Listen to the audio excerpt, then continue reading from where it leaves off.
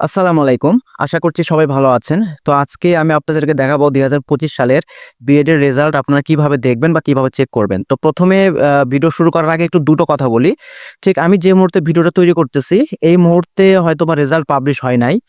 আ আর ২ নম্বর কথা হচ্ছে যে আমার আসলে পরিচিতদের মধ্যে কেউ নেই যে কিনা এইবার এই ২৫ সালের বিএড এ ভর্তি হয়েছে বা বিএড এর রেজাল্ট প্রত্যাশী। ঠিক আছে?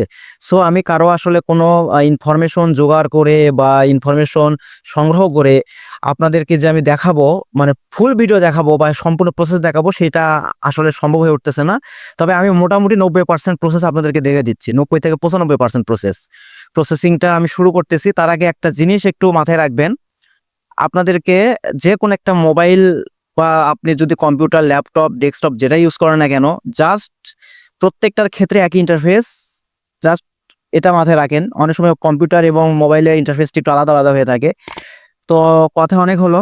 ১ম এ আপনারা যে জিনিসটা লিখবেন, আপনারা এনইউ অ্যাডমিশন। আচ্ছা, আমি বানান একটু ভুল করতেছি। এই যে এনইউ অ্যাডমিশন জাস্ট এইটুকু লিখে আপনারা প্রবেশ করবেন। ১ম এ একটা আসবে যে দেখেন অ্যাডমিশন হোম। এই অ্যাডমিশন হোম লেখা যদি আসে তাহলে সেখানে আপনারা ক্লিক করে দিবেন। আমি ক্লিক করলাম। ক্লিক করার পরে যে ইন্টারফেসটা দেখতেছেন এটা মোবাইলেও এভাবে আসবে। জাস্ট মোবাইল স্ক্রিনে হয়তো একটু ছোট আকারে দেখা যাবে এই আরকি। আর আমি যেহেতু কম্পিউটারে দেখতেছি আমার এখানে একটু বড় দেখা যাচ্ছে। একদম সেম টু সেম ইন্টারফেস আসবে। টেনশনের কোনো কারণ নাই।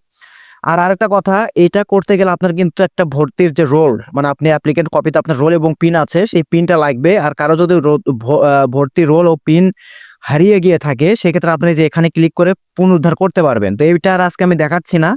তা আমি ধরে নিলাম আপনারা সবকিছু ঠিকঠাক রেখেছেন, কারো কোনো কিছু হারাই যায় নাই। তো আপনারা করবেন কি, যে উপরে দেখতে পারতেছেন এই যে অংশটা, আচ্ছা সরি একটু সমস্যা হয়ে গিয়েছে। এই যে অংশটা, এই অংশটাতে ক্লিক করবেন। ঠিক আছে? তো আমি এখানে ক্লিক করলাম। ক্লিক করার সঙ্গে, সঙ্গে দেখেন নিচে কিন্তু একটা নতুন করে কয়েকটা অপশন আসছে। ঠিক আছে? মানে একবার ক্লিক করার পরেই দেখবেন নিচে চলে আসছে। এখানে আসার পরে আপনার যে কাজটা করবেন, যে মাস্টার্স প্রফেশনাল, রেগুলারে যাবেন না কিন্তু। প্রফেশনাল যেটা, ঠিক আছে? মাস্টার্স প্রফেশনাল এর মধ্যে এসে আপনারা দেখতে পারতেছেন অ্যাপ্লিক্যান্ট লগইন মাস্টার্স প্রফেশনাল ২০২৫, এই যে ক্লিক হেয়ার। অর্থাৎ এখান থেকে যে আপনারা ৩ নাম্বার অপশনটা দেখতেছেন এটাতে ক্লিক করবেন। আমি আরেকবার একটু পয়েন্ট করে দেখে দেই।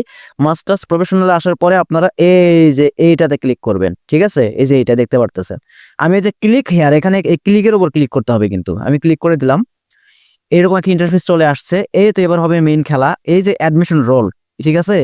এখানে আপনারা একটা অ্যাডমিশন রোল দিবেন আর একটা পিন নাম্বার আছে, সেই পিন নাম্বারটা আপনারা দিবেন। এখন কথা হচ্ছে এটা কোথায় ছিল সেটা এখন আমি এই যে স্ক্রিনে আপনারা দেখতে পারতেছেন, আমি একটা নমুনা কপি সংগ্রহ করেছি। তো এই যে আপনারা বুঝতে পারতেছেন এখানেই কিন্তু আপনার অ্যাপ্লিক্যান্ট রোল এবং পিন নাম্বার দেয়া আছে। এটা জাস্ট এখানে বসানোর পরে লগইনে ক্লিক করবেন।